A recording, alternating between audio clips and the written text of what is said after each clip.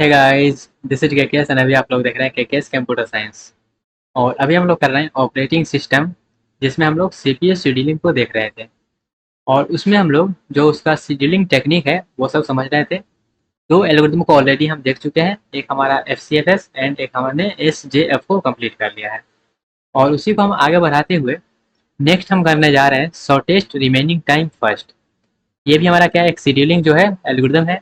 इसको भी हम समझते हैं और इसका भी हम जो है एक न्यूमेरिकल देखते हैं। ओके, तो चलिए सबसे पहले इसका जो है सिलेक्शन क्राइटेरिया क्या है। तो जैसे हमने एस में किया था और एफ में किया था, उसी तरह से इसको भी हम अच्छे से करने वाले हैं और अच्छे से एग्जाम्पल के साथ कंप्लीट करेंगे। तो सबसे पहले इसका selection criteria.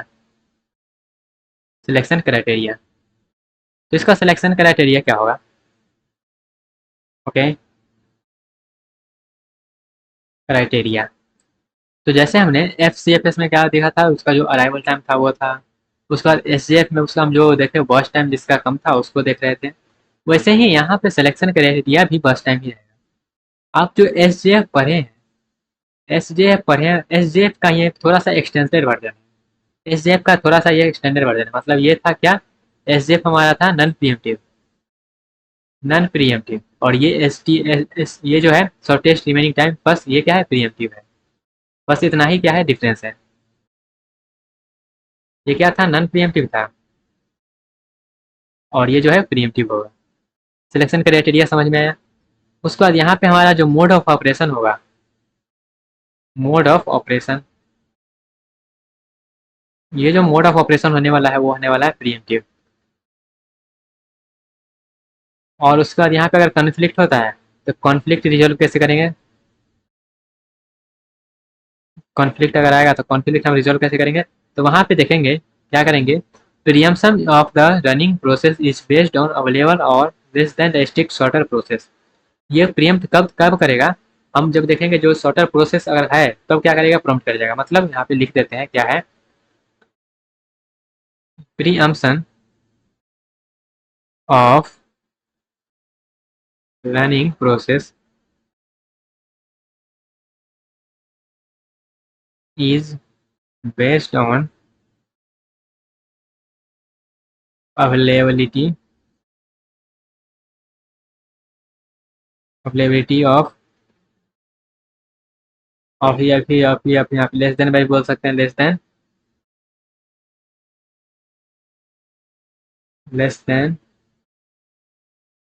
Strict strictly shorter process या फिर शॉर्टेस्ट प्रोसेस। जो शॉर्टेस्ट प्रोसेस अगर है कोई तभी वो क्या होगा, प्रिम्प्ट होगा, नहीं तो प्रिम्प्ट नहीं होगा। ओके, ये इसका क्या है, कन्फ्लिक्ट है। अब यहाँ पे चलिए एग्जाम्पल समझते हैं तभी क्लियर होगा। वैसे ये ज़्यादा थियोटिकल पॉइंट क्लियर होता नहीं है, इसका एग्जाम्पल समझते हैं। तो एग्जाम्पल से, और यहाँ पे ऑलरेडी हम यहाँ पे हिंट आपको दे चुके हैं क्या, एस में क्या था, नन प्रीएम्प्टिव, और एस में क्या है, प्रीएम्प्टिव है। मतलब यहाँ पे प्रीएम्प्ट होकर फिर से वो रेडी स्टेट में जाएगा। यहाँ पे एक एग्जांपल लेते हैं और इस एग्जांपल को पिछला जो हम दो किए हैं, एफ एंड एस जो किए हैं उसमें दो एग्जांपल लिए थे। और इसमें जो है एग्जांपल का लेवल थोड़ा सा और बढ़ाते हैं।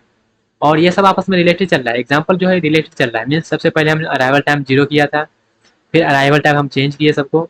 अब इसमें भी हम अराइवल टाइम के साथ कुछ जो है वो खेल करने वाले हैं। जैसे कि यहाँ पे क्या करने वाले हैं हम अराइवल टाइम के साथ, तो पहले एग्जाम्पल बना लेते हैं, फ्रेम कर लेते हैं एग्जाम्पल को। ओके, यहाँ पे सबसे आएगा क्या, प्रोसेस नंबर पी नंबर आएगा।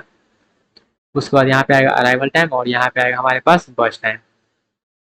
Example of SRTF shortest remaining time first. तो यहाँ पे हम बना लेते हैं जैसे 2 1 2 3 4 5 एंड 6। अराइवल टाइम इसका हम कर देते हैं 3 2 5 6 4 2। और ये है इसका 6, इसको मान लेते हैं बर्स्ट टाइम है 10, इसका है 2 एंड इसका है 1, इसका 3 एंड इसका 8। ये हमने इसका बर्स्ट टाइम मार दिया। और फिर से आपको क्या करना है, सब कुछ कैलकुलेट करना है। मतलब आपको average turn around time and average जो वेटिंग टाइम है वो बताना है। तो उसके लिए फिर से हमको गैंट चार्ट बनाना पड़ेगा। तो वो सब आपको समझ में आ गया किस तरह से हम क्या करते हैं, गैंट चार्ट की हेल्प से वो सब फाइंड आउट करते हैं दो एग्जाम्पल में। तो अब यहाँ पे हम सिर्फ गैंट चार्ट बना लेते हैं और उसके बाद आपको खुद वो गैंट चार्ट से आपको सब कुछ पता चल जाएगा, फॉर्मूला से या फिर आप डायरेक्ट लॉजिक से भी कर सकते हैं। ओके, तो ये हमारा हुआ रेडी क्यू। ओके, ये रेडी क्यू हो गया और ये हमारा क्या हुआ, सीपीयू हो गया। ये रेडी क्यू और ये हमने सीपीयू बना लिया। उसके बाद बनाने के बाद अब देखिएगा क्या करने वाले हैं हम।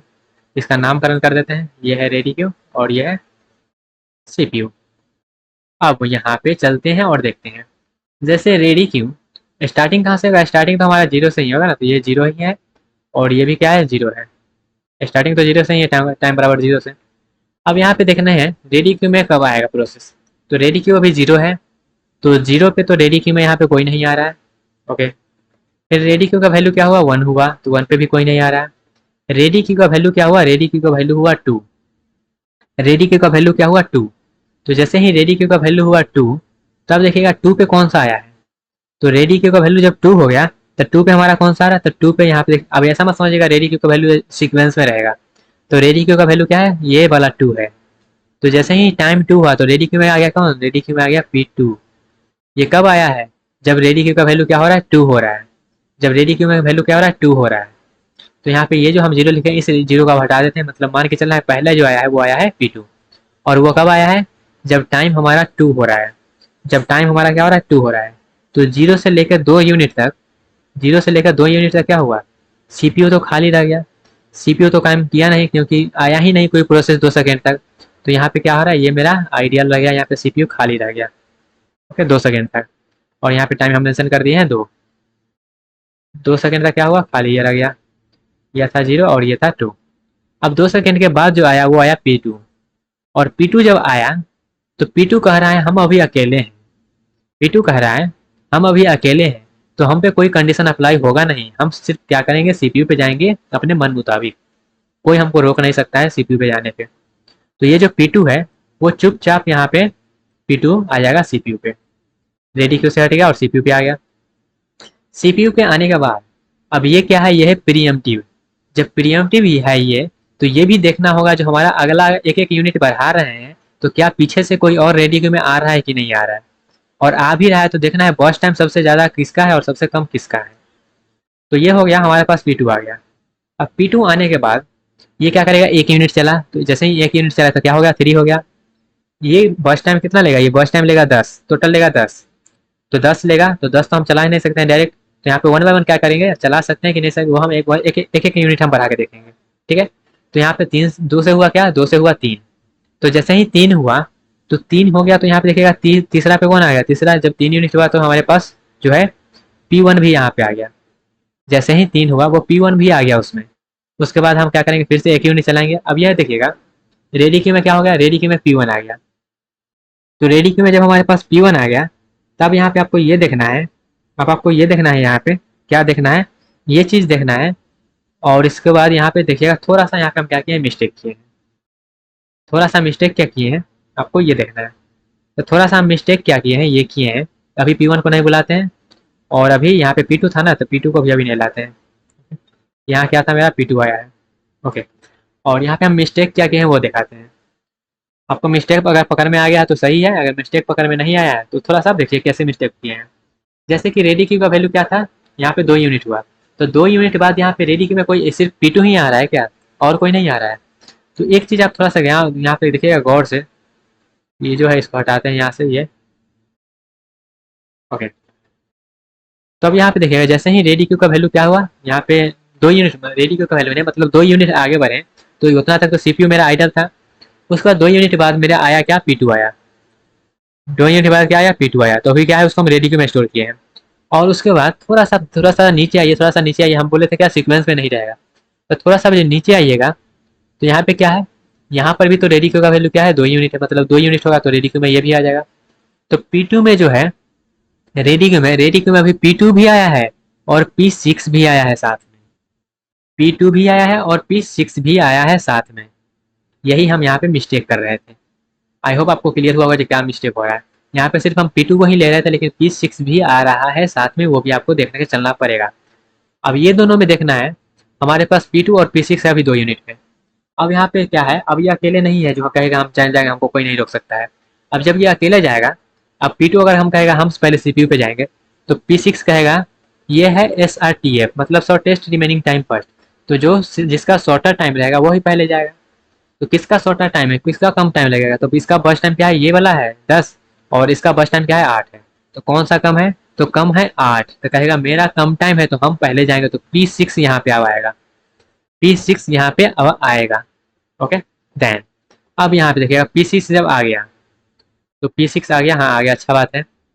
उसके बाद अब यहाँ पे ये 2 यूनिट हो रहा है, अब जैसे ही ये 3 यूनिट होगा मतलब 2 से 3 हुआ, तो 3 हुआ तो कौन सा आ जाएगा, अब ये वाला भी आ जाएगा, तो 3 यूनिट हुआ तो हमारे पास P1 भी आ गया, 3 यूनिट हुआ तो अब क्या हुआ, P1 भी आ गया। और जब P1 आ गया तो ये अभी 1 यूनिट चला है, ये क्या है, ये भी सिर्फ 1 यूनिट चला है। ओके अब जैसे ही P1 आ गया तो अब देखिएगा अब क्या होगा, अब खेल होगा, कैसे खेल होगा, ये क्या हुआ, P6 जो है वो 1 यूनिट चले गया, तो इसको थोड़ा सा क्या करते हैं इस तरह से लिख लेंगे। ये जो है 1 यूनिट चले गया तो 8 से क्या हो गया, अब 1 यूनिट चले गया तो ये 8 से हो गया 7, 1 यूनिट ये चले गया तो 8 से क्या हो गया, 8 से हो गया 7। इसको इसको इस तरह से लिख देते हैं, इसको इस तरह से लिखते हैं 8, ये क्या हो इधर क्यों आ रहा है, ये क्या हुआ, ये हो गया 8 से 7 हो गया, मतलब 1 यूनिट चल गया तो इसका एक टाइम कम हो गया ना, 8 से 7 हो गया। अब यहाँ पे क्या करना है, अब यहाँ पे हमारे पास रेडी क्यू में कौन कौन सा है, तो रेडी क्यू में हमारे पास P2 है, P6 है और P6। यहाँ पे P6 जो है, ये जो है P6 यहाँ से हट के कहाँ आया था, CPU पे आया था। तो अभी रेडी क्यू में हमारे पास कौन सा है, P2 है, P1 है और P6 है। ओके अब यहाँ पे थोड़ा सा देखिएगा, थोड़ा सा ध्यान दीजिएगा, थोड़ा सा ध्यान देने के बाद आपको ये लगेगा क्या, यहाँ पे आपस 3 3 आ गया, तो इसका क्या है, इसका 6 है, इसका 10 है और इसका 7 है, तो अब सबसे कम किसका है, तो अब सबसे कम है क्या, 6 का है अब सबसे कम। तो जब आप सबसे कम जो है वो 6 वाले का है तो वो कौन सा है, P1 का है। तो P1 का जब है तो यहाँ से क्या हुआ, ये 1 यूनिट से P1 क्या करेगा, प्रीएम्प्ट कर जाएगा, PR मतलब प्रीएम्प्ट समझेगा, तो क्या हुआ, ये प्रीएम्प्ट कर गया, मतलब वो यहाँ से हट के किस में आ जाएगा, तो यहाँ पे आ जाएगा ये रेडी क्यू में, तो P6 आ गया रेडी क्यू में। अब ये प्रीएम्प्ट क्यों कह रहा, प्रीएम्प्ट इसलिए कह रहा क्योंकि ये जो है 6 ये कम है और ये 7 है 1 यूनिट चलने के बाद, तो ये 7 रह गया और 6 बचा हुआ है, इसलिए वो प्रीएम्प्ट हो गया। ओके तो अब जो है ये P6 जो है वो आएगा यहाँ पे, सॉरी ये जो P6 ये P1 जो है ये यहाँ पे आएगा, तो P1 आया, P1 आ गया यहाँ पे। अब ये जो हम यहाँ पे लिखे हैं 1, इसको कर देते हैं, ये क्या हो गया, 1 यूनिट चला था मतलब ये 3 हो गया। ओके अब उसके बाद ये P1 हो गया, अब P1 आया तो P1 क्या हुआ, 3 से चला 4, अब यहाँ पे जब फिर 3 से चला 4 तो ये क्या हो गया, अब यहाँ पे 4 पे कोई आ रहा है तो 4 पे आ रहा है ये 5 वाला आ रहा है, तो जैसे ही ये 3 से 4 हुआ, जैसे ही 3 से 4 हो गया तो कौन आ जाएगा, तो यहाँ पे आ जाएगा 5 वाला भी आ जाएगा, क्योंकि इसका टाइम क्या है, अराइवल 4 है। और जैसे ही ये 1 यूनिट चल गया तो 1 यूनिट ही अभी चला है, क्या है 1 यूनिट चला है, मतलब ये चला है अभी 4 तक, 4 तक चल गया। अब यहाँ पे देखिएगा अब रेडी क्यू में कौन कौन सा है, तो रेडी क्यू में हमारे पास P2 है, P6 है और P5 है।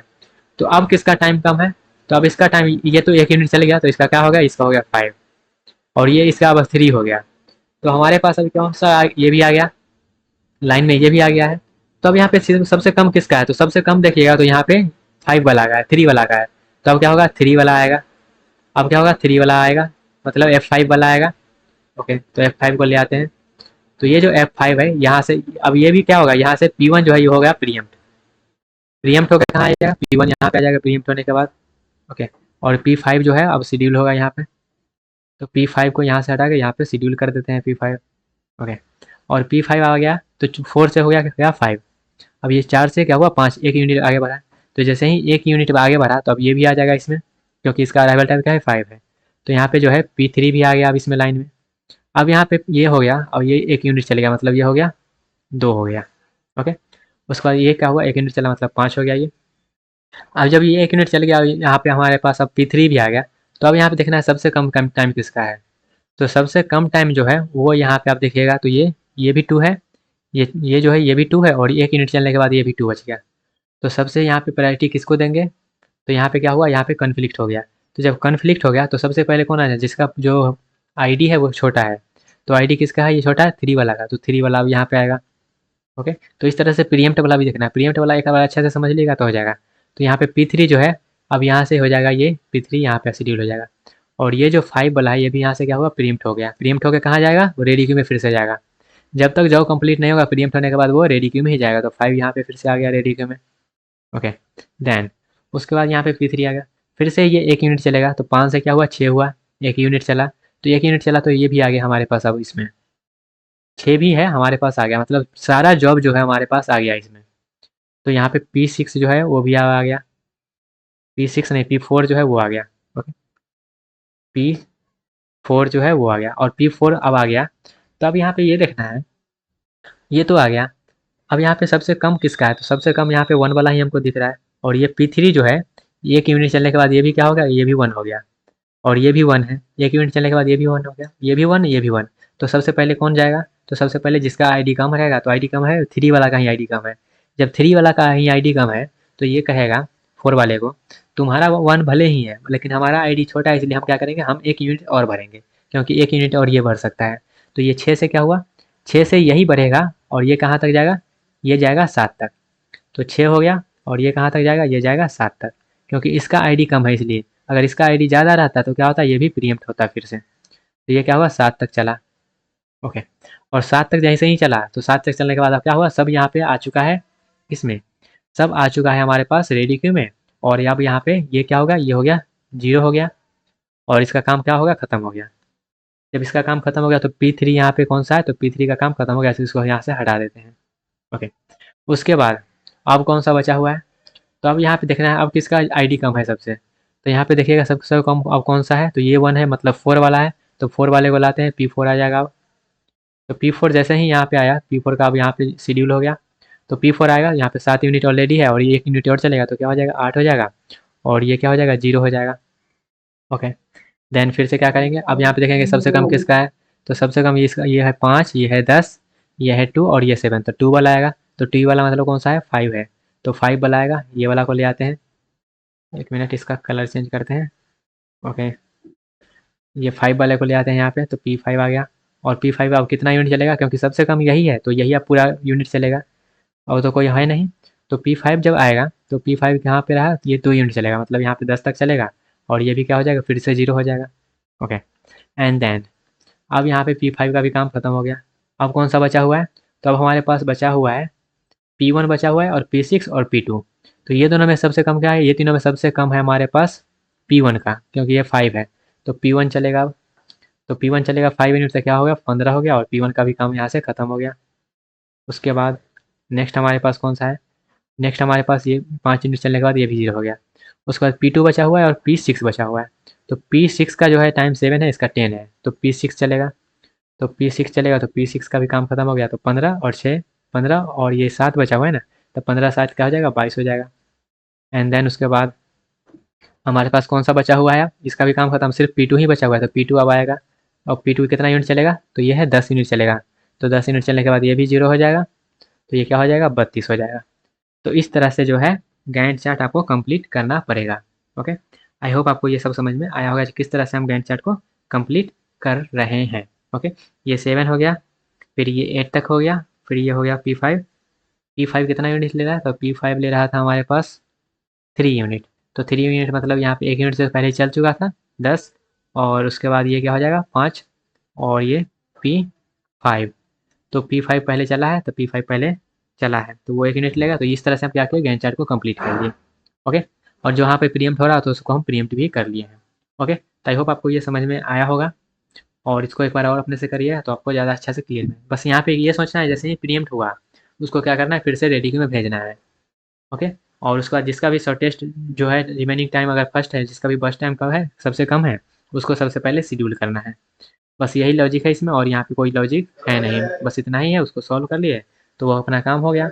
और उसका जैसे ही गैंट चार्ट कंप्लीट हो गया, बन गया, तो उसके बाद उसका जो भी टाइम आपको मांगे, एवरेज मांगे, या फिर वेटिंग टाइम का, या फिर टर्न अराउंड टाइम का, उसको आप कैलकुलेट कर सकते हैं। ओके, आई होप आपको ये समझ में आया होगा गाइस। तो एक क्वेश्चन दे देते हैं, और उसका जो है आप कैलकुलेट कर लीजिएगा, एक आसान सा ही दे देते हैं। ये तो हम बस क्या किए, क्वेश्चन का जो लेवल है थोड़ा सा बढ़ा दिए, क्योंकि 3 एग्जाम्पल में हम थोड़ा सा एक एक स्टेप लेवल को बढ़ा रहे हैं क्वेश्चन का, इसलिए।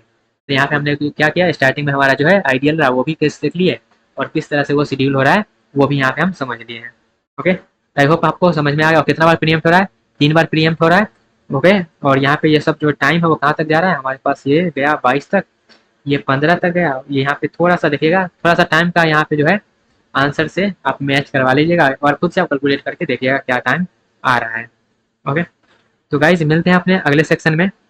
जहाँ पे हम करने वाले हैं, और उसके बाद यहाँ पे थोड़ा सा देखिएगा। ओके, एक चीज आप इसको क्या करिएगा, फिर से सॉल्व कर लीजिए, और वहाँ पे जो भी टाइम पूछे आप यहाँ पे बता सकते हैं। ओके, तो गाइज यहाँ पे ये क्वेश्चन अगर आप कर लेते हैं तो आसान क्वेश्चन भी हो ही जाएगा। तो क्वेश्चन का जो लेवल है हम थोड़ा थोड़ा बढ़ा रहे हैं हर एक जब हम एल्गोरिथम देख रहे हैं उसमें, ताकि आप सब कुछ रिलेट करके एक साथ उसमें अप्लाई कर सकते हैं। तो जितना हम यहाँ पे एक क्वेश्चन का लेवल बढ़ा रहे हैं वो सब जो है पहले क्वेश्चन में भी अप्लाई हो सकता है, लेकिन वहाँ पे आपको ये वहाँ पे प्रीएम्प्ट वाला कोई सेन होता नहीं है। ओके, लेकिन वहाँ पे ये जो सीपीयू आइडियल है वो केस हो सकता है वहाँ पे। तो गाइज मिलते हैं अपने अगले सेक्शन में, जहाँ पे हम करने वाले हैं अपने नेक्स्ट शेड्यूलिंग एल्गोरिदम। ओके, तो ये एग्जांपल कैसा लग रहा है, समझ में आ रहा है या नहीं, वो सब फीडबैक आप जरूर बता दीजिएगा। ओके, मिलते हैं गाइज अपने अगले सेक्शन में, तब तक के लिए bye bye, tata, take care and all the best.